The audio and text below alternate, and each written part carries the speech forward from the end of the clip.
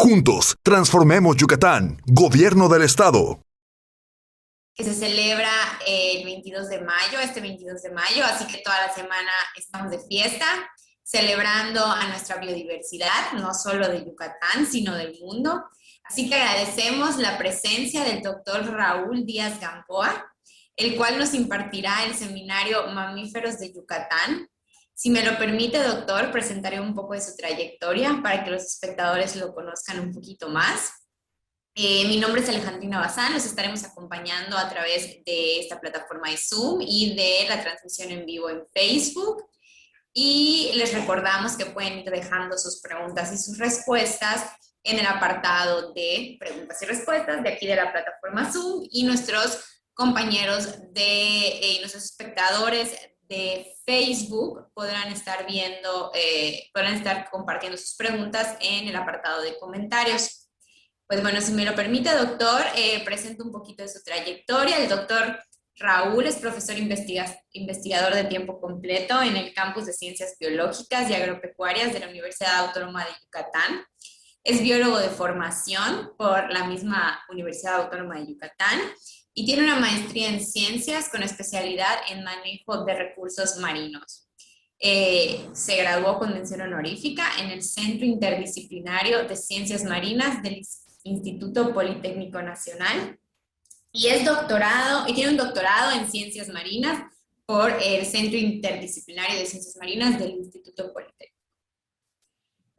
Como experiencia docente, él ha impartido cursos de licenciatura y posgrado en la UADY, en la Universidad Autónoma también de Baja California Sur, en el Centro Interdisciplinario de Ciencias Marinas del Instituto Politécnico Nacional, en la Universidad del Valle de México, y también en esta última, en la UADY, funge como profesor investigador desde hace 10 años. Ha desempeñado varios roles importantes como tutor de estudiantes de licenciatura, como supervisor de servicio social, como director de tesis de licenciatura y posgrado, y actualmente es el jefe de departamento de biología marina. Como experiencia en investigación, él ha coordinado y participado en varios proyectos de investigación en diversas instituciones como la Universidad Autónoma de Yucatán, la Universidad de Baja California, la Universidad Autónoma de Baja California, perdón, el Centro Interdisciplinario de Ciencias Marinas del Instituto Politécnico Nacional, la Universidad de Texas A&M, la Universidad de Santa Cruz, California, en el WWF y en el Centro de Investigación y Ecología de Modelos Ambientales, el CRIM. No sé si lo mencioné bien, doctor, pero bueno, ya me corregirá. De la Universidad de St. Andrews, en Escocia. Actualmente coordina el Programa de Investigación y Conservación de Mamíferos Marinos de Yucatán, de la UAL.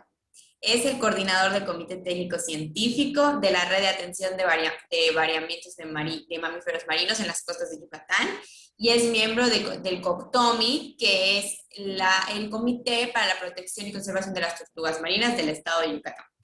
Cuenta con 18 publicaciones en revistas de investigación, divulgación científica y capítulos de libros. Y ha impartido alrededor de 85 conferencias en congresos tanto nacionales como internacionales. Es socio fundador de la Red de Variamientos de Yucatán AC, Red de Variamientos de La Paz, Baja California Sur y la Red Ambiental Juvenil Yucatán AC. Es miembro de la Sociedad Mexicana de Mastozoología Marina y de la Sociedad Marina de pues bienvenido, doctor. Es un gusto tenerlo con nosotros. Y pues no le quito más su tiempo para que podamos empezar con este seminario. Creo que ya vamos a empezar con la transmisión en vivo. Y pues bueno, muchas gracias a todos los que se encuentran con nosotros. Y les recordamos que al final tendremos unos minutos para las preguntas.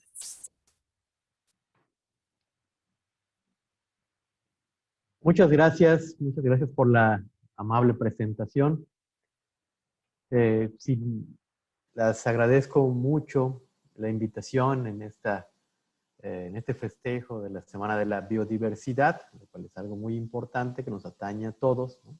Conocer un poquito de lo que tenemos, de lo que poseemos, no solo como mexicanos a nivel de recursos, sino también como habitantes de este planeta y Y bueno, yo les voy a hablar una pequeña ventanita, una pequeña pieza del rompecabezas, que son los mamíferos marinos, en particular de Yucatán. Como ya nos mencionaron, yo trabajo en la Universidad Autónoma de Yucatán y coordino actualmente el programa de investigación y conservación de mamíferos marinos de Yucatán. Vamos a empezar un poquito lento, vamos a decir, para los que no nos están viendo y no saben bien quiénes son los mamíferos marinos o qué son los mamíferos marinos, ¿no? Bueno, para empezar, un mamífero es un animal, como algunos de ustedes ya saben, que se caracteriza por tener glándulas mamarias, tiene pelo, son organismos endotérmicos, es decir, regulan su temperatura interna, respiran aire, muy importante, a diferencia de los peces que pueden extraer el oxígeno del agua, los mamíferos no pueden, tienen que respirar el aire. Y esas glándulas mamarias les sirven para la alimentación de las crías por la secreción de un tejido que es la leche, que involucra el cuidado parental, así como entre otras características que distinguen a los mamíferos de otros. Mientras que la condición marina, no existe una regla exacta o general. Podemos poner algunas condiciones ecológicas que deben cumplir los organismos para ser marinos, no todas, dependiendo a veces del investigador a nivel mundial, puede variar, pero mientras más condiciones le pongamos, más difícil va a ser cumplir todas. La primera condición para ser marino es que coma del mar, es decir, que esté asociado a una red trófica marina. Por ahí pudiera haber alguna ambigüedad, no sé, de algún mosquito, por ejemplo, que chupe la sangre a una foca, ¿no? Por un ejemplo, podría pertenecer a esta red trófica marina, ¿no? La otra condición, no solo que coma del mar, sino que viva en el mar. Entonces ahí eliminamos a muchos que están en la red trófica marina y que vivan en el mar. Pero bueno, no siempre, a veces algunos viven en el mar y no son marinos como tal, sino que son visitantes casuales. Y la tercera condición, para que se cumpla esta condición marina, adaptaciones para la vida marina. ¿Sí? Eso es algo importante. Si cumple con estas tres condiciones, para ser un mamífero marino, vamos a decir que es un organismo marino verdadero, y si cumple con dos condiciones, no con las tres, o una de ellas las cumple más o menos o muy subjetivamente, lo llamaremos un marino facultativo. ¿Qué quiere decir esto? Que puede estar en el mar, tiene la facultad de comer en el mar, tal vez de estar en el mar con algunas adaptaciones, pero no las cumple al 100% y eventualmente no puede pasar toda su vida en la zona marina, o sea, tiene que regresar a otro hábitat distinto al marino. Bien, a nivel mundial, hablamos de esta biodiversidad de mamíferos marinos. Los cetáceos comprenden a los mamíferos marinos. Hablamos de cetáceos, son los ballenas, los delfines y las marsopas.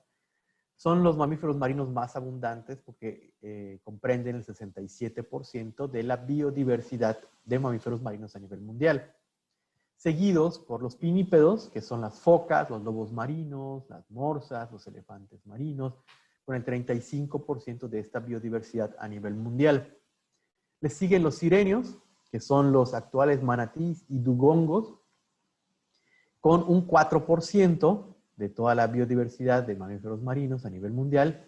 Y dentro de los carnívoros están las nutrias marinas, que comprenden alrededor del 2%, el oso polar, que comprende menos del 1%, que es una sola especie, y algunos autores en los últimos años están incluyendo a un murciélago, al murciélago Myotis vivesi, que es un murciélago pescador marino y además mexicano, también con menos del 1% de la biodiversidad de mamíferos marinos a nivel mundial. Recuerden esta parte de entre mamífero marino verdadero contra facultativo. Bueno, ahí podemos poner a los manatís, a este murciélago, al oso polar, dependiendo del investigador y de los criterios que utilice para distinguirlos. ¿Y quiénes son? Bueno, generalmente cuando doy clases les doy estos datos a los estudiantes, pero me dicen que no aprecian muy bien cuando hablamos de grupos que conforman a los mamíferos marinos si no los ven, si no tienen una imagen de ellos, quiénes son, ¿no? Bueno, aquí están los cetáceos. Les decía que son la mayor biodiversidad de mamíferos marinos porque incluyen 89 especies de ballenas, de delfines y de marsopas. Tal vez muchos conozcan las ballenas, muchos conozcan los delfines, pero de repente muy pocas personas no saben qué es una marsopa, ¿no? Que son estos mucho más pequeños que los delfines, que tienen otras características que los distinguen de los delfines, como un ejemplo de ello es la vaquita marina. Tenemos a los pinípedos, tenemos dentro de los pinípedos a las focas, a los elefantes marinos, a los lobos marinos, a los lobos finos, a la morsa, y en total son 35 especies a nivel mundial. Luego están los sirenios, que son los actuales manatí y dugongo. Les digo actuales porque este organismo que ustedes ven en la parte inferior, es el más grande, es la vaca marina estelar, que ya está extinta, ¿no? Y aquí nos incluye a un nuevo manatí que hace poquitos años se nombró como una especie diferente, que es un manatí que se encuentra en el Amazonas, pero en un afluente muy particular, y se cree que está aislado del otro manatí del Amazonas. Y bueno, en total son 5 especies de sirenios actuales, ¿sí? Yo siempre les recalco a mis alumnos la palabra sirenio sin la D de dedo, porque un sirénido es un anfibio, ¿no? Y no hay que, a veces una letra nos da un animal completamente diferente. Y dentro de los carnívoros, a nivel mundial, tenemos 2 especies de nutrias marinas. En el caso de las nutrias, hay muchísimas especies de nutrias a nivel mundial, pero marinas solamente existen 2 especies, que es Enhydra lutris y Lontra felina. Enhydra lutris que está en el Pacífico Norte, mientras que Lontra felina está en el Pacífico Sur. Y también tenemos al oso polar, uno de los más controversiales de por qué ser considerado mamífero marino, ¿no? Y ahí, bueno, hay que evaluar si cumple con las 3 condiciones que dijimos al inicio, ¿no? ¿Come del mar? Claro que come del mar. Se alimenta casi exclusivamente de focas, ¿sí? ¿Tiene adaptaciones para el mar? Claro que sí. Ahí lo vemos haciendo apnea. Tiene un pelaje que lo protege para mantener su calor corporal. Nada de forma muy torpe, pero lo hace, gracias a que es un plantígrado, ¿sí? Tiene algunas características o adaptaciones incipientes, pero ahí hace su intento con adaptaciones al medio marino. Y nos falta una, que es que viva en el mar, y es donde muchos de repente entran en conflicto, ¿no? ¿Vive o no vive en el mar? ¿Es marino o es terrestre? Y cuando ponemos esta última palabra terrestre, nos indica que este organismo no está en rocas, no está en piedras, ¿sí? Sino que está en el hielo. Y el hielo es el estado sólido del agua, en este caso del mar, ¿no? Entonces cumple con esta tercera condición que lo hace un marino, un mamífero marino, pero no hace que tomar en cuenta que está en un estado sólido del agua. Y el último representante de los quirópteros, que es este murciélago, ¿sí? Murciélago pescador mexicano, que algunos autores lo incluyen, ¿sí? Es una sola especie, que además es endémico aquí de México, este murciélago pescador mexicano, y presenta algunas adaptaciones para capturar presas, ya sea peces o moluscos, y se encuentra en la parte del Golfo de California, vive cerca de las costas o en islas donde se alimenta perfectamente de organismos marinos, ¿no? Es endémico de México. Bien, esta biodiversidad de mamíferos marinos a nivel mundial, ¿cómo estamos nosotros como país en cuanto a esta biodiversidad? Y cuando hablamos de nuestro país, hablamos de las costas y de los mares y los océanos a los cuales tenemos como país.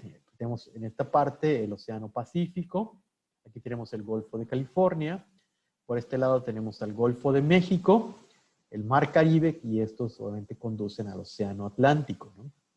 Entonces, nosotros en nuestros mares encontramos el 39% de la biodiversidad de mamíferos marinos a nivel mundial. Es decir, tenemos una biodiversidad de mamíferos marinos muy importante, con un recuento de 52 especies de las 133 reportadas a nivel mundial, en los cuales están los cetáceos con 40 especies, que representan el 45% de las 89 a nivel mundial.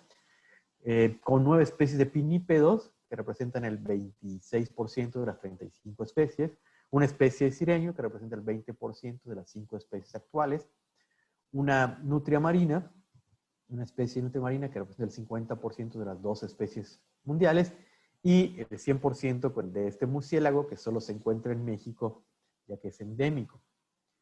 A nivel México, estos son nuestros datos de biodiversidad. Si nos vamos solamente, nos vamos acercando a Yucatán, nos vamos al Golfo de México, vemos que el Golfo de México posee el 26% de la biodiversidad mundial, con 35 de las 133 especies de mamíferos marinos.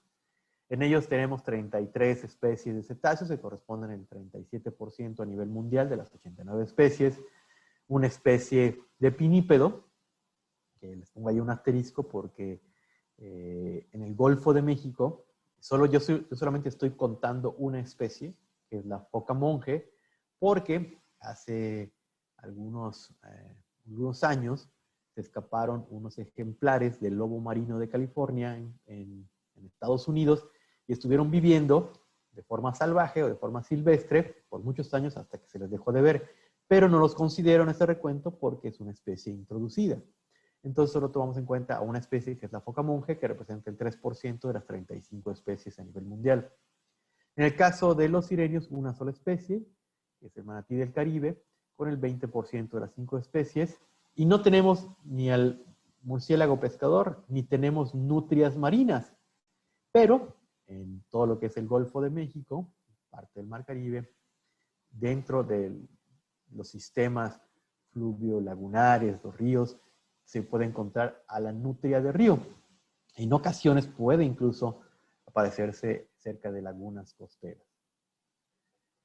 Bien, ya solamente cuando nos vamos hacia Yucatán, que es el tema central de esta plática, la biodiversidad de Yucatán es que posee el 22% de todos los mamíferos marinos a nivel mundial. Sigue siendo una biodiversidad muy alta, con 29 especies de las 133 reportadas. Tenemos 27 especies de cetáceos, que es el 30% de las 89 especies, una especie de pinípedo, le pongo ahí un asterisco porque ya está extinta, que es el 3% de las 35 especies, y una especie de sirenio, que es el 20% de las 5 especies reportadas a nivel mundial. Bien, en este caso del pinípedo, les decía que es una especie que está extinta, que es la foca monje del Caribe, Neomonachus tropicalis, ya declarada extinta, y que originalmente fue descubierta por Colón, llamándole lobito de mar o lobo de mar.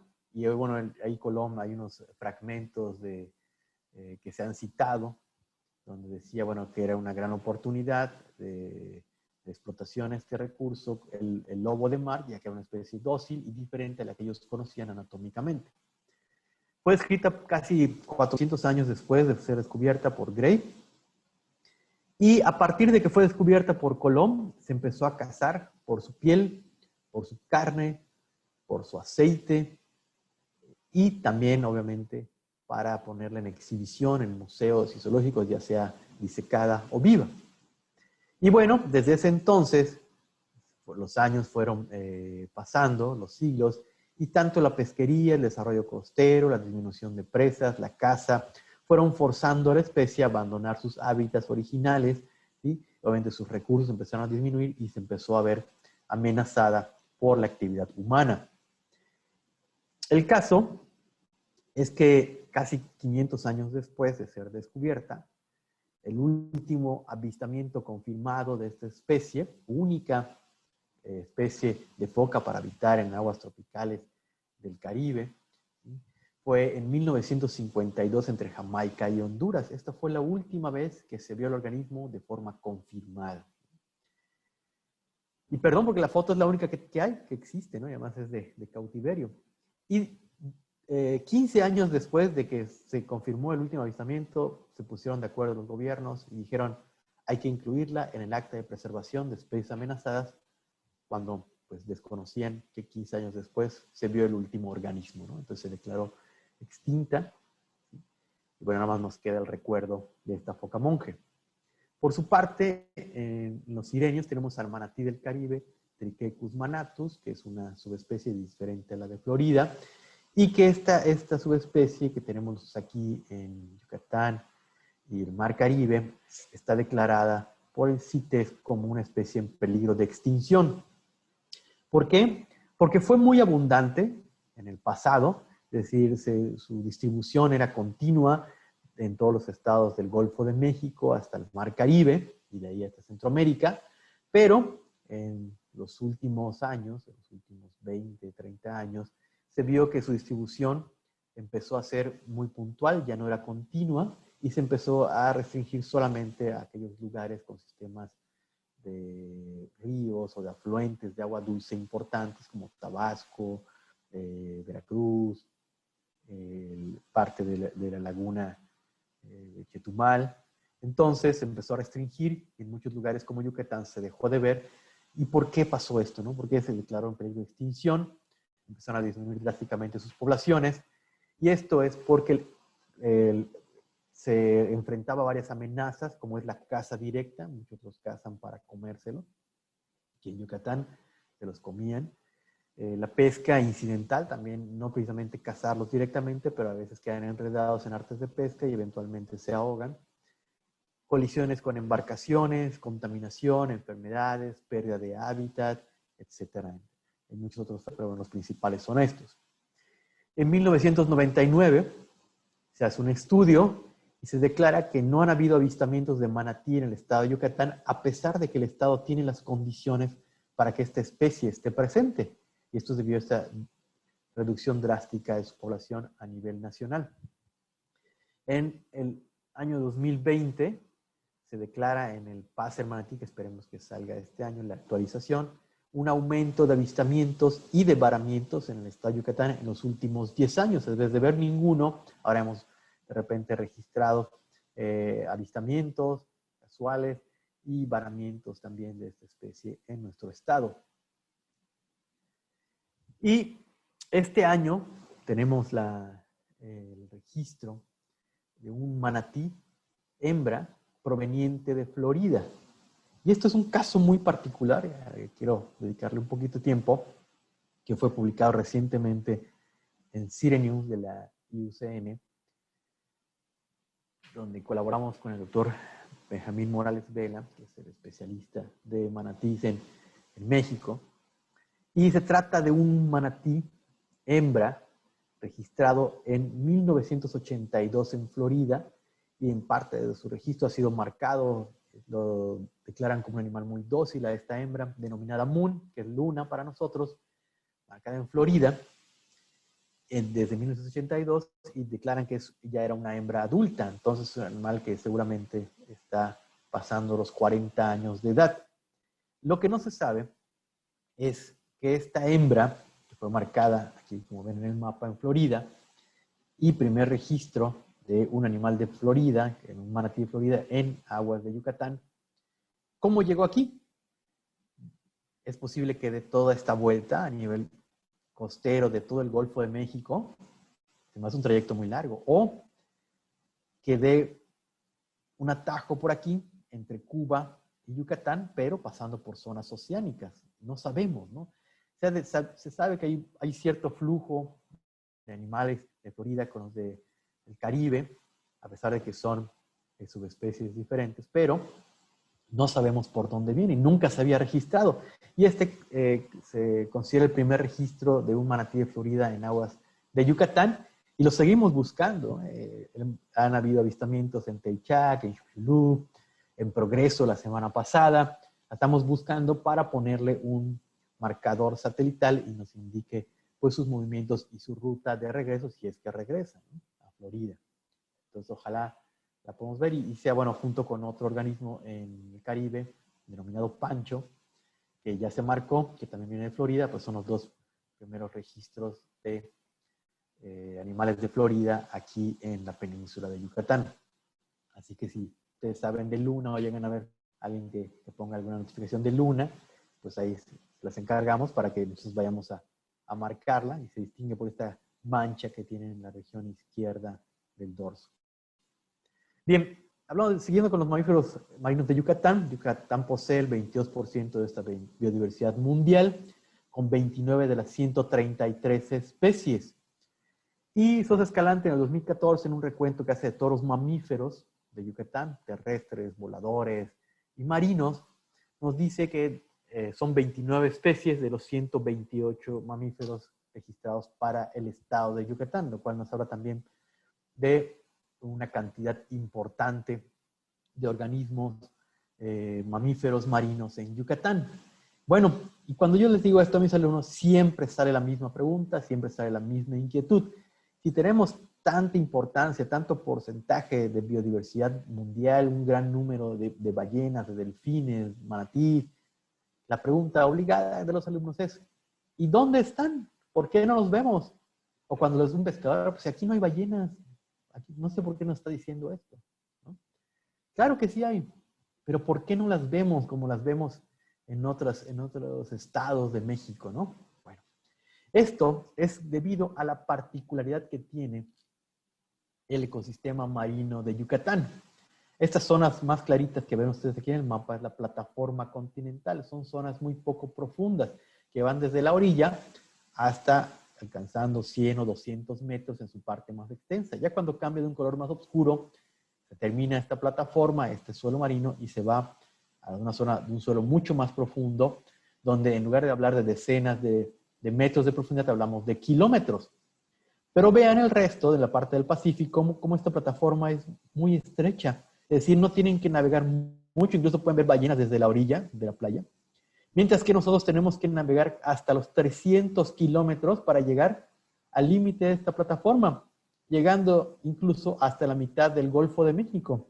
Y es por eso que no vemos a estos organismos grandes que nos gustaría ver, que son las ballenas, porque tendríamos que navegar mucho, no son tan comunes ni tan fácil de verlos cerca de la costa, habría que navegar muchísimo, donde ya hay algunos en los últimos 2 años estudios en la parte de aquí de Veracruz, en la parte, se ha estudiado muchísimo esta parte de Estados Unidos, pero esta parte no se ha estudiado y se cree que en toda esta zona, en el límite de la plataforma continental, donde se encuentra la mayor diversidad y mayor abundancia de mamíferos marinos, es decir, las ballenas, por ejemplo, ¿no? Entonces, si quieren ver ballenas, pues hay que tomar una embarcación y navegar hasta el límite de la plataforma continental para ver o tener mayor probabilidad de ver a estos organismos.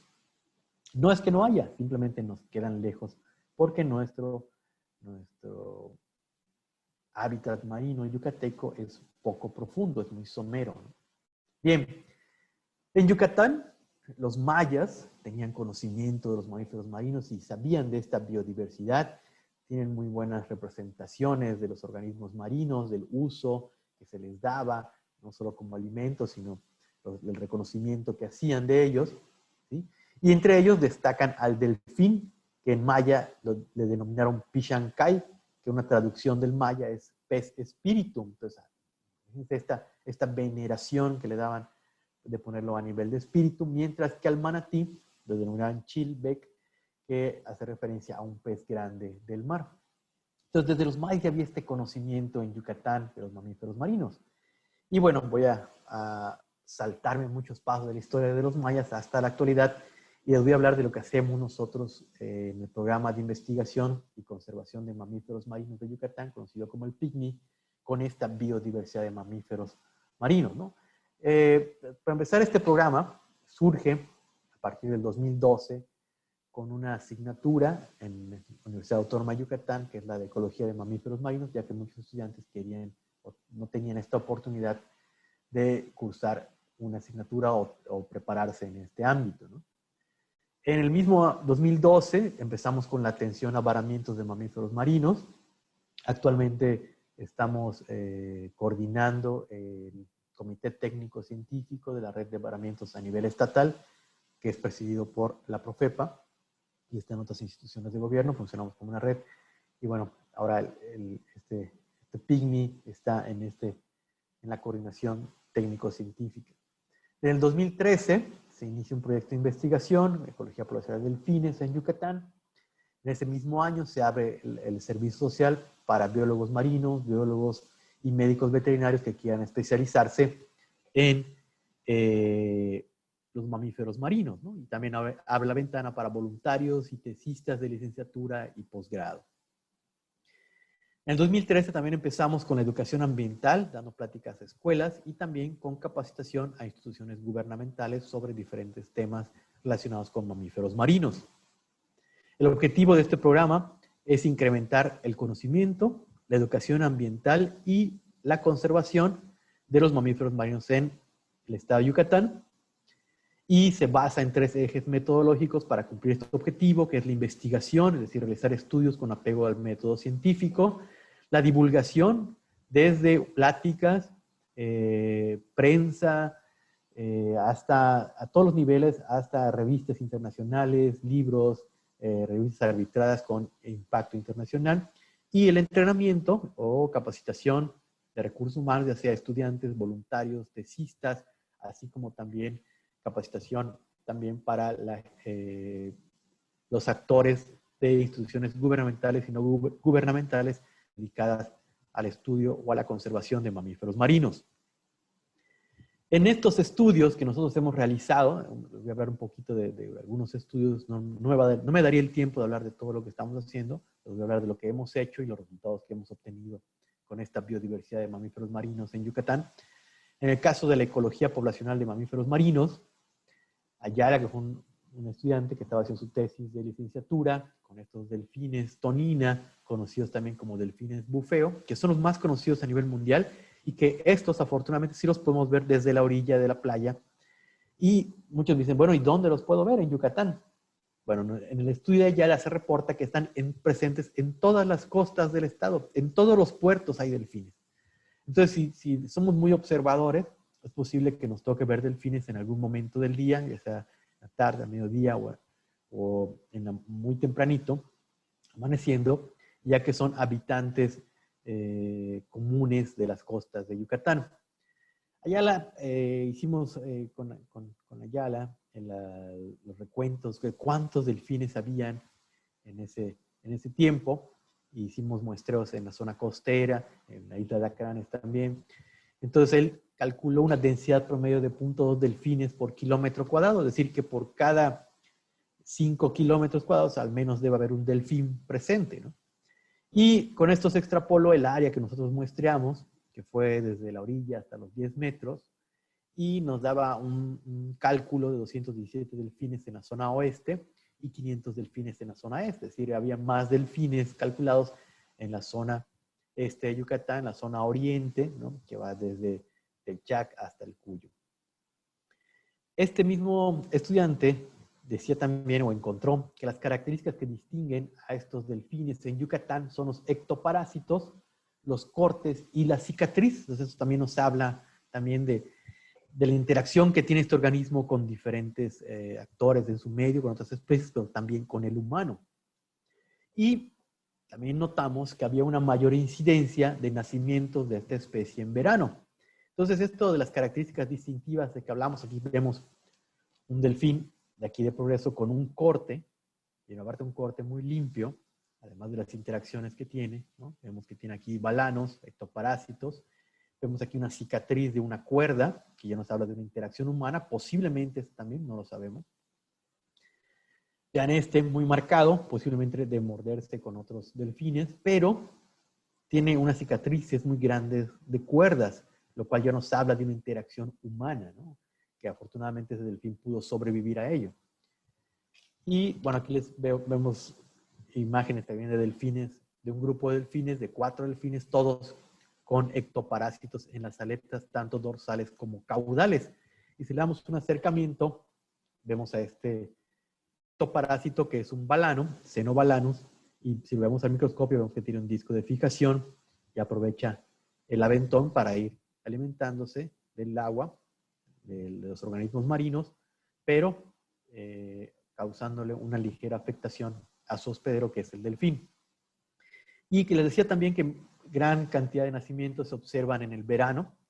Aquí vemos algunas imágenes de delfines de muy pocos días de nacidos, ¿sí?, en especial este que tenía seguramente un día o el mismo día de nacido, pero la hembra, que estas dos fotografías son para nosotros muy valiosas, porque nos habla de nacimientos de madres que sobrevivieron. Aquí vemos una marca de una cuerda muy grande, ¿sí?, una cicatriz muy grande. Es una hembra que sobrevivió a estar enredada a una cuerda, posiblemente a una red, y que, bueno, fue exitosa, logró sobrevivir, pero además tiene crías, ¿no?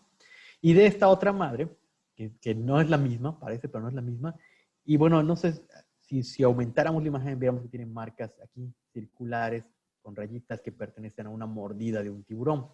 Esta, en algún momento la mordió un tiburón, sobrevivió, además fue un tiburón grande, y pues esta hembra, pues exitosa, pues también tiene crías, ¿no?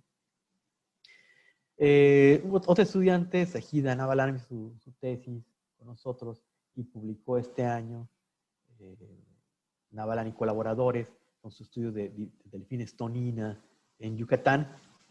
Y ella estudió el hábitat de los delfines. Ella quería saber, bueno, qué características tiene el hábitat, cuál es la temperatura, la salinidad, la profundidad, la marea, la relación de los tamaños de los grupos con estas variables oceanográficas, es decir, cómo podemos predecir o por qué están los delfines en donde están y por qué no están en los sitios donde los queremos ver, no están en todo el mar, ¿no? Entonces sería querer definir el hábitat de los delfines en Yucatán. Lo logró hacer, logró encontrar las características que daban la mayor probabilidad de encuentro de esos delfines, y además comparó las zonas que también se compararon anteriormente, la zona oeste con la zona este, y se dio cuenta que existen diferencias en estos hábitats, no son los mismos, ¿no? Recuerden que en el estudio anterior se habían encontrado mayor número de delfines en la zona este. Bueno, pues eso también se relaciona con el tamaño de los grupos que encuentra Navalan, diciendo que los tamaños de grupo mayor se encuentran en la zona este, con unas características oceanográficas diferentes a los de la zona este, ¿no?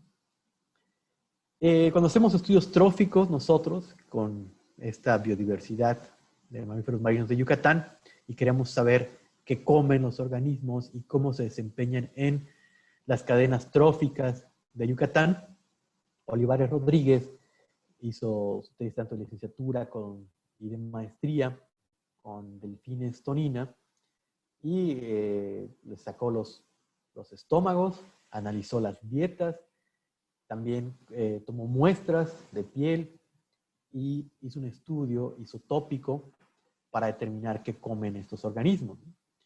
Y además hizo la ontogenia alimentaria utilizando los dientes, sacó los datos que están en los dientes gracias a estos tejidos del colágeno dental y pudo determinar la dieta a lo largo de la vida de los organismos, desde que nacieron hasta que se murieron. Encontró cosas muy interesantes como los cambios de cuando solo toma leche y después de que deja de tomar leche, como el nivel trófico del organismo baja drásticamente, porque es un organismo que no sabe cazar, y poco a poco se va especializando hasta que empieza a subir su nivel trófico a lo largo de su vida. También encontró cambios en la dieta de los delfines a través de los años en el tiempo, asociadas a cambios climáticos, como también los organismos se ven afectados por el cambio climático. Y también ella reporta que las presas principales, según sus datos, es de 4 especies de peces y una especie de pulpo, y identifica posiblemente a estas presas, que son 5 en total, pero además son especies de importancia comercial, ¿no? Como estaba ahí el charchí, estaba el pargo, estaba el boquinete, estaba el pulpo.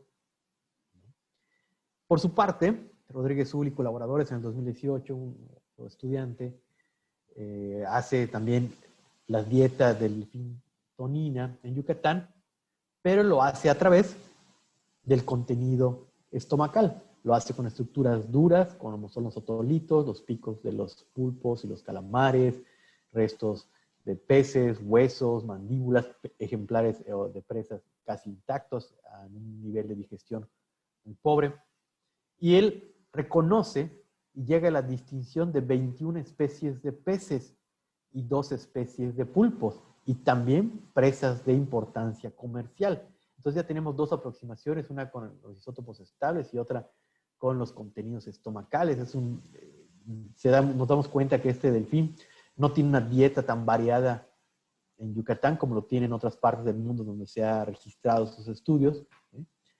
A pesar de ser un organismo generalista, más bien tiende a comer por oportunidad, es decir, las presas locales que están disponibles todo el año o las que están más disponibles en cierta temporada, como los pulpos, son las cuales aprovecha para alimentarse. Y bueno, aquí están sus resultados de los 23 especies diferentes que él encuentra. A pesar de que de estas 23 nos dice que 3 especies, que son estas 3, el moquinete, el chachí y el pulpo, son las que más peso tienen en la dieta a lo largo del tiempo, por número de presas consumidas y por frecuencia de aparición. Más del 75% solamente comprenden estas 3 especies, mientras que las otras 20 restantes son para complementar la dieta, ¿no? Entonces habla de la importancia de estas especies en Yucatán en la dieta de los organismos, pero además las reconocemos, ustedes reconocen a este o a este, porque nos los comemos, ¿no? Nosotros también nos gusta esta misma comida que comen los delfines, o más bien los delfines comen muy bien en Yucatán, ¿no? Recientemente se hizo un estudio, igual con Rodríguez Zul, identificando la dieta de los cetáceos teutófagos, es decir, aquellos que comen pulpos y calamares. Hicimos el análisis estomacal de al menos 5 especies de cetáceos y encontramos se reconocieron al menos 17 especies diferentes de cefalópodos, algo que no se sabía, pertenecientes a 9 familias de calamares y pulpos. Y de esos 5 cetáceos, 3 cetáceos teutófagos resultaron especialistas. ¿Qué quiere decir esto? Que solamente se alimentan de calamar. Y no de cualquier calamar, de calamar oceánico, mucho más allá de la plataforma continental. Mientras que estos teutófagos fueron oportunistas. ¿Qué quiere decir esto? Que además de comer peces, también comen cefalópodos. En este caso comieron solamente pulpos costeros para complementar su dieta, mientras que los oceánicos solamente se alimentan de calamar. Otro estudio que también se hizo aquí en el PICMI es el de contaminantes en mamíferos marinos y que se continúa, pero Ruiz Hernández en el 2018 hizo una presentación muy padre de su estudio sobre contaminantes en delfines. Ella analizó los elementos traza y metabolitos asociados a estos contaminantes, tanto en la piel como en la grasa de los delfines que se habían muerto en Yucatán, y detectó más de 13 elementos esenciales y 6 no esenciales, ¿sí? Como el mercurio, el plomo, por ejemplo.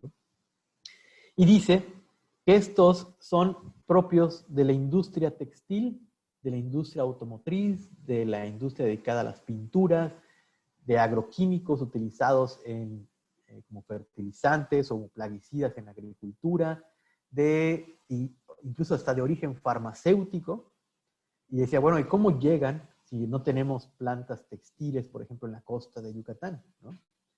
Que están, obviamente, en los pueblos tierra adentro? Entonces, todos estos contaminantes, obviamente de origen humano, que fueron detectados por Ruiz Hernández en los delfines, nos dice que la vía para que lleguen a ellos es a través del agua. Todos estos contaminantes son vertidos al suelo o al agua, y nuestro suelo yucateco poroso de tipo kárstico hace que se filtre el agua desde el suelo hasta el manto freático y se va filtrando poco a poco junto con estos contaminantes, y al llegar al manto freático tiene un tránsito lento, pero eventualmente desemboca en el mar. Y al desembocar en el mar, pues estos contaminantes, como no se utilizan, no se degradan fácilmente, pues son utilizados por el fitoplancton, el zooplancton, las bacterias, empiezan a consumirlo los peces, y la cadena trófica empiezan a bioacumularse cada vez más contaminantes, porque como no los utilizan y no los degradan, se van acumulando, y eventualmente pues un pez se come a otro, y así eventualmente llegan a los delfines. Entonces la vía para que lleguen los delfines es a través de su dieta, es exclusivamente a través de lo que comen, porque los delfines no toman agua de mar. Entonces estos contaminantes producidos en tierra, ¿sí? Se filtran a través del suelo poroso yucateco, llegan al manto freático, de ahí al mar, de ahí es introducido a la cadena trófica, donde los delfines lo obtienen solamente de lo que comen. Y ya habíamos hablado hace un ratito de lo que comen, ¿no? Y el problema de estos contaminantes que es que alteran los procesos biológicos del organismo. Empiezan a causar fallas en el organismo y esto es un riesgo muy alto para la salud de los delfines. Pero si recordamos lo que les dije hace un momento, de qué tipo de presas consumen los delfines, recuerden que comen casi lo mismo que comemos nosotros de productos marinos, ¿no? Pulpo y peces de alto valor comercial. Entonces, si los delfines están contaminados, muy posiblemente también la salud de nosotros que consumimos esas especies también. Y esto es muy importante porque esta biodiversidad de mamíferos marinos en Yucatán puede ser utilizada para monitorear la salud del ecosistema. Se llaman organismos bioindicadores. ¿Por qué? Porque nos dicen, ya que están ligados a las redes tróficas, porque empezamos por los organismos productores, las algas, el zooplancton, las bacterias, ¿sí? Estos organismos, pero el fitoplancton, que son los que producen la energía a través de la fotosíntesis, utilizan los nutrientes que están disponibles en la costa o en el mar, y son consumidos por otros organismos más grandes, ¿no? El zooplancton, algunos bivalvos, algunos crustáceos, y de ahí los peces se lo empiezan a comer. Hay un pez más grande, los calamares, los pulpos, las aves, y eventualmente llegan a los mamíferos marinos, quienes funcionan como indicadores, ya que como viven muchos años y acumulan todos los contaminantes del ecosistema, nos pueden indicar a largo plazo la salud del ecosistema si los utilizamos como una parte del monitoreo también muy importante de la salud del humano, quienes compartimos en algunos momentos presas con ellos, ¿no? Entonces esto es muy importante, este tipo de estudios, porque nos ayudan, ¿sí?, a darnos una idea de qué está pasando en la costa yucateca que no vemos, ¿no? Estos riesgos silenciosos a los que estamos expuestos nosotros y la biodiversidad marina, ¿no? Bien, en el tema de los varamientos, hemos registrado desde el año 2012 hasta el día de hoy al menos 80 casos de varamientos, ¿sí?, de los cuales hemos registrado 13 especies, 12 de cetáceos y una de sirenio, ¿sí?, en los cuales 76 casos fueron de cetáceos y 4 de sirenios. Hablábamos de los últimos 10 años, al menos del varamiento de manatí en Yucatán, que no había hace 20 años. Y hemos llegado a la conclusión, con estos datos que tenemos, de casi 10 años, de que los puertos que presentan mayor incidencia de varamientos son Progreso, Silam de Bravo, Las Coloradas y Chuburná Puerto, quienes presentan la mayoría de los casos, ¿no? Tursiopsuncatus, que es este delfín tonina que nosotros vemos en la orilla, que llaman también bufeo, que es el más conocido en la tele, ¿sí?, es la especie que más hemos atendido en los casos de varamientos en Yucatán, con el 84% de todos los casos, y no es una sorpresa, ya que es una especie muy común, como vimos en los estudios de Ayala y de Navalam, que decían que estos son organismos comunes que están habitando las costas yucatecas.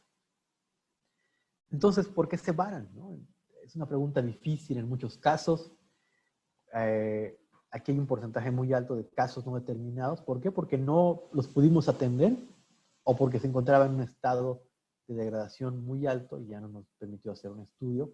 Pero en los casos que sí tuvimos la fortuna de llegar a la causa de muerte de esos organismos, nos vemos que el 1%, el 4% es por ahogamiento, el 7% por enfermedades, el 4% por depredación, pero la mayoría de los organismos que se mueren es por interacción humana, lo cual aquí nos prende un foquito de alerta. Entonces, ¿por qué se mueren por interacción humana? Se mueren porque quedan enredados en redes de pesca, por ingerir anzuelos o quedar atorados en anzuelos y líneas de pesca, por quedar atorados con cordeles o monofilamento que eventualmente les corta la piel y les puede causar hemorragia, por cortes u orificios de heridas directas causadas a mamíferos marinos, pueden ser arpones, pueden ser cortes con cuchillo, o por colisión con embarcaciones, ¿no? Y aquí en el enmayamiento, que es la causa de muerte que más registramos aquí en Yucatán, no es una sorpresa. A nivel mundial y a nivel nacional sigue este mismo patrón. La mayoría de los varamientos son por este caso. Pero en el enmayamiento es muy importante aclarar que no es la culpa o la intención del pescador yucateco matar delfines o mamíferos marinos, ¿no? Simplemente estos ponen sus redes y los ponen en lugares donde viven los delfines, y los delfines no conocen lo que es una red, aunque muchos presumen que es un organismo muy inteligente, ellos no conocen lo que es una red, y por curiosidad pueden acercarse, o buscando a las presas que están atrapadas en las redes, y eventualmente ellos se atoran, y el problema es que tienen que respirar aire, y al quedar atorados no lo pueden hacer, y se asfixian. Bien, aquí tenemos algunos ejemplos. Vemos aquí un delfín atorado en una red, ¿no? Están estos anzuelos sacados con cordel dentro del estómago de los delfines, o delfines cortados con cuchillos. Pues sabemos que es diferente a la de una mordida. Tiene una característica los cortes con cuchillo de que son limpios. Tenemos bolsas de plástico, paquetes de Tetra Pak encontrados en los estómagos de algunas ballenas. Vean cómo el cordel puede eventualmente cortarle el cuello a un delfín o la aleta hasta lograr desangrarlo y que se muera. Y cuando vemos estos varamientos por temporada, recuerden que en Yucatán no tenemos, como dice el librito, primavera, verano, otoño, invierno, sino que tenemos lluvias, una época de nortes y una época de secas. Vemos que a pesar de que son muy similares los varamientos, es decir, prácticamente no hay diferencias entre ellos, la mayoría de los varamientos ocurre en la época de nortes. Y esto es muy importante porque coincide con las causas de varamiento, ya que en los nortes tenemos condiciones oceanográficas severas, pero esto hace que los pescadores no puedan salir a pescar tan lejos. Y coincide con la veda de Mero, en la cual tampoco pueden salir a pescar con cordel, y los pescadores ponen redes en toda la costa yucateca, que es donde aumenta la incidencia de enmayamientos en la época de norte y de mortalidad de delfines, ¿no? Entonces aquí nos habla de otro foquito rojo que tenemos que, pues, sentarnos con las autoridades a dar las pautas de un mejor manejo de estos recursos y de esta biodiversidad si no queremos perderla a largo plazo, ¿no? Y bueno, ya para concluir esta plática, hay más estudios que estamos haciendo, ¿no? Pero estos son los más representativos hasta la fecha, con resultados ya muy bien probados. Y a manera de resumen, el estudio de los mamíferos marinos como biodiversidad y recursos del estado de Yucatán, nos damos cuenta que tenemos una gran diversidad de ellos en el estado, y hacen falta hacer más estudios, especialmente aquellos que están fuera de la plataforma continental, en aguas oceánicas, que no sabemos porque nos queda muy lejos, ¿no? Pues nos hace falta saber qué tenemos, ¿no? De repente, no sé, que vare otra ballena y sorprende a la gente. No es que no hayan ballenas, sí tenemos ballenas, pero están muy lejos, ¿no? Los mamíferos marinos en la costa de Yucatán están presentes en todos los puertos, pero tienen hábitats diferentes y se adaptan. La dieta de estos mamíferos marinos en Yucatán incluye presas de importancia comercial, lo cual es muy importante para nosotros porque competimos con ellos por los mismos recursos, pero también hemos notado que estos recursos que compartimos con ellos están contaminados en cierto grado, y que esta contaminación es por causa del humano en el ambiente terrestre o en los pueblos, y que eventualmente se filtra al suelo, llega al agua subterránea que desemboca en el mar y llega a la dieta de los mamíferos marinos, y que puede llegar también a la dieta de nosotros, ¿no? El enmayamiento o la causa de muerte principal de mamíferos marinos en Yucatán es la actividad humana, principalmente el uso de redes, que es la que causa el mayor índice de varamientos en el estado.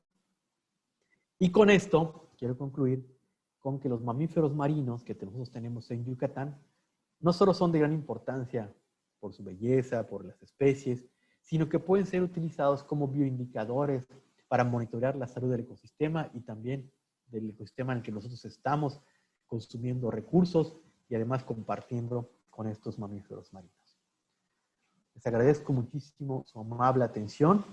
Quedo pendiente a sus dudas y aquí les dejo mi correo electrónico por si alguien quiere contactarme, tiene alguna duda mayor, y nuestra página en Facebook del programa, donde ponemos ahí las actividades que hacemos, parte de divulgación, de los varamientos, de las pláticas, ¿no? Y a todos ustedes, muchísimas gracias por su amable atención.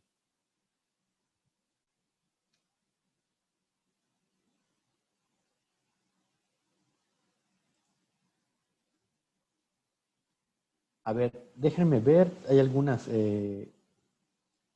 preguntas que me están haciendo llegar. Aquí dice José Navarro, se dice que los osos polares evolucionaron de los osos grizzlies, pero no se están extinguiendo. Sin embargo, por la emergencia climática, los osos polares se están cruzando con los grizzlies. ¿Es cierta esta información? José Navarro, yo no tengo información de que exista intercambio genético entre los grizzlies y los osos polares, ¿eh?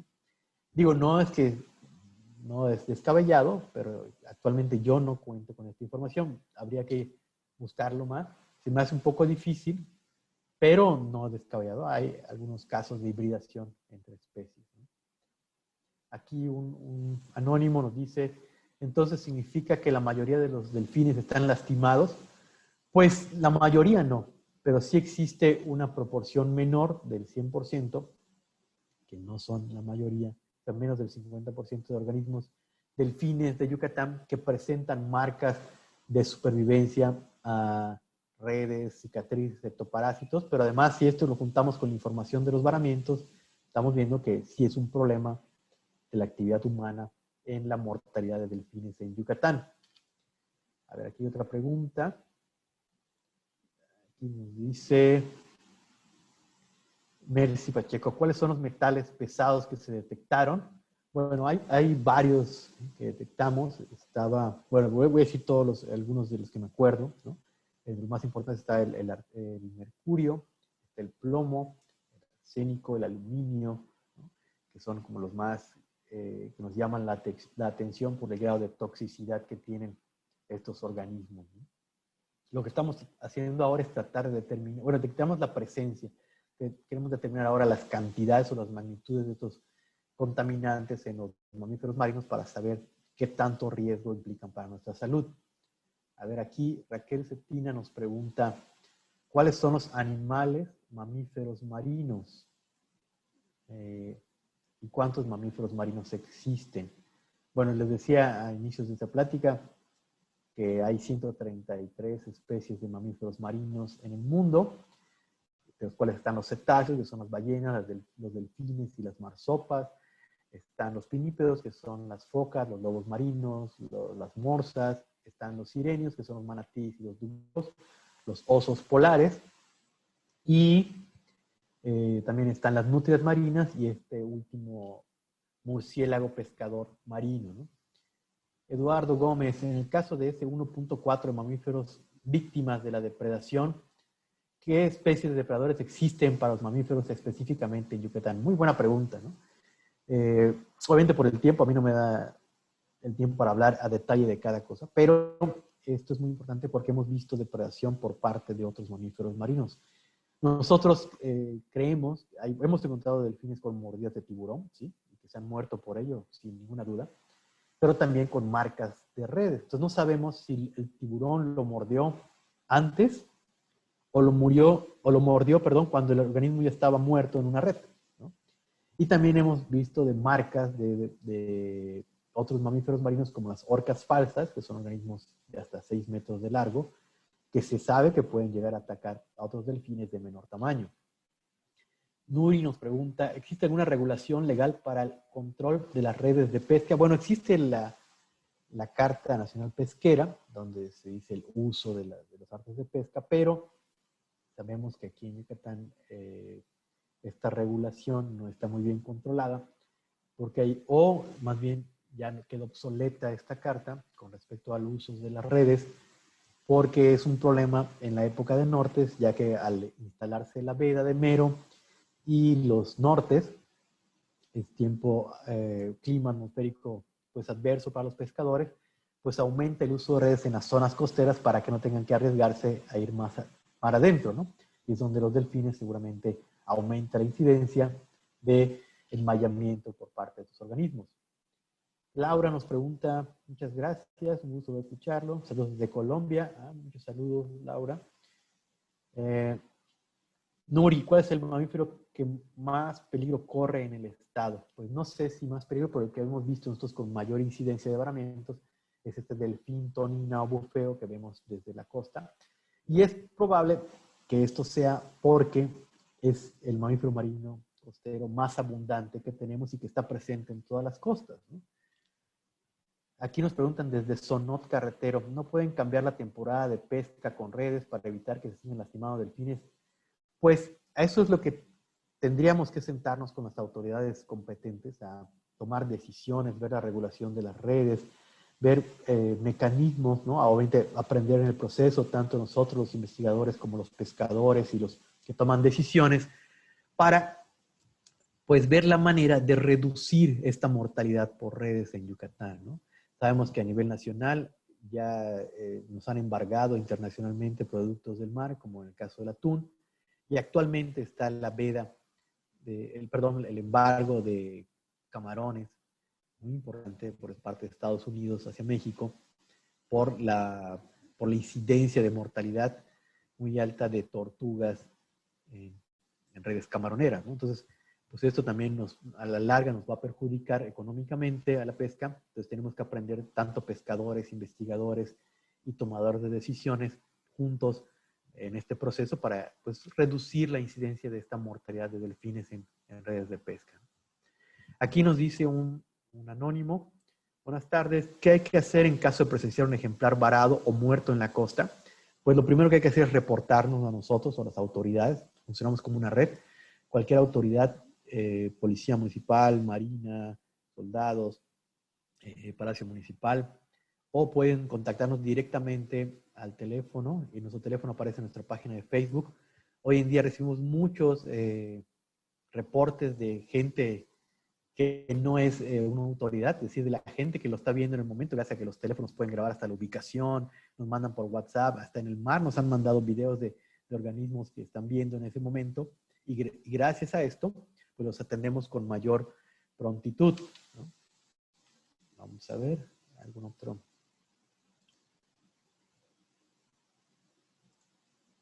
A ver, aquí hay otras preguntas. ¿Cómo podemos ayudar a la protección de los mamíferos marinos? Bueno, el primer paso es este, ¿no? Conocerlos, saber qué tenemos, ¿no? Atesorarlo como algo nuestro, ¿sí? Y obviamente pues apoyar a la conservación de los organismos. Pues ya vieron que la contaminación es parte de ello, ¿no?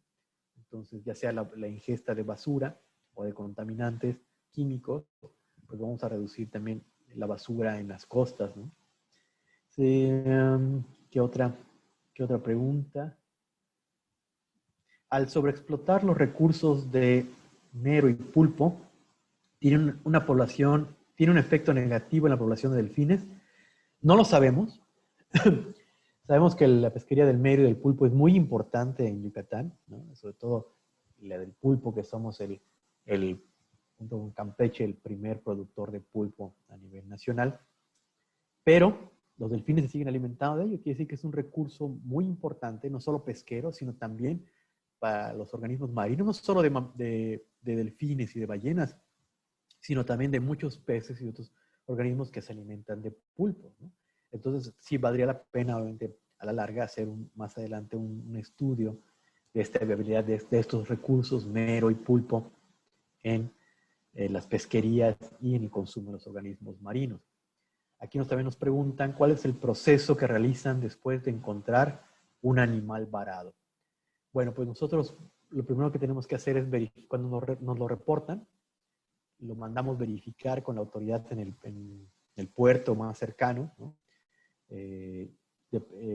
Si es la Secretaría de Desarrollo Sustentable, si es la CONAM, si son los municipios, es decir, las presidencias municipales, los soldados, la marina. Ya una vez que confirmamos que está ahí el organismo, ¿no? Vemos si está vivo, si está muerto. Si está vivo, pues acudimos a tomar inmediatamente posible. Si está muerto, pues ya preparamos con un poquito más de calma la atención. Mientras tanto, se coordina que el ejemplar muerto sea recuperado y sea asegurado por las autoridades locales. Y ya luego nosotros llegamos, hacemos la necropsia, que es prácticamente abrir el organismo, hacer la evaluación externa, ver las causas de muerte, tomar muestras para estudios a largo plazo, ¿no? Como alimentación, como contaminantes, ¿no? Estamos también trabajando en el origen de los varamientos a nivel oceanográfico, algo muy nuevo que queremos hacer para ver dónde están muriendo los organismos y detectar esos puntos de conflicto con las pesquerías, ¿no? Y esto es parte de lo que hacemos. Luego volvemos a enterrar al organismo a una profundidad en la cual no ocasione riesgos para la salud de la gente, pero que nos permita más adelante recuperar los restos óseos, armar los esqueletos y dar esto con fines de exhibición y pláticas de educación ambiental, como la ballena que está montada en el Malecón de Progreso, ¿no? Esta ballena que pueden ustedes ver de forma gratuita. No veo más preguntas por aquí. No sé si por otro lado hayan otras.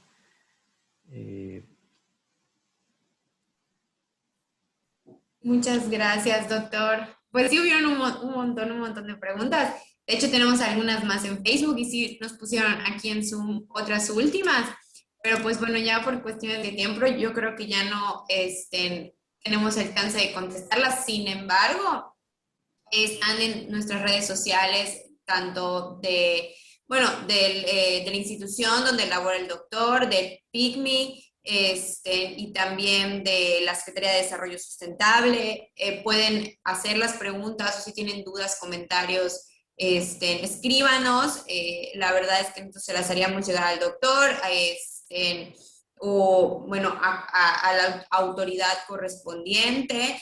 Es un tema súper interesante, digo, igual muy crudo cuando nos pusieron las fotos de los delfines con los estómagos llenos de bolsas de plástico o de redes.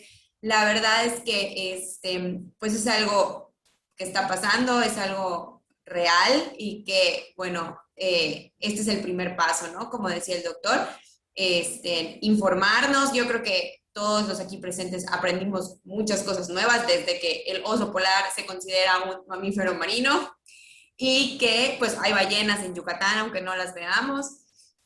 Y bueno, pues es un tema súper interesante. Lo vamos a estar subiendo el próximo mes también en nuestro canal de YouTube. Se los compartimos también vía redes sociales para los que no pudieron tener chance de entrar en vivo.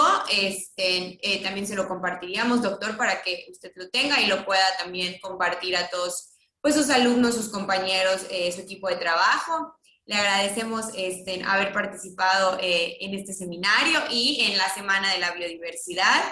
Feliz Semana de la Biodiversidad a todos y pues fue un placer tenerlo aquí, doctor, y pues muchas gracias a todos los asistentes.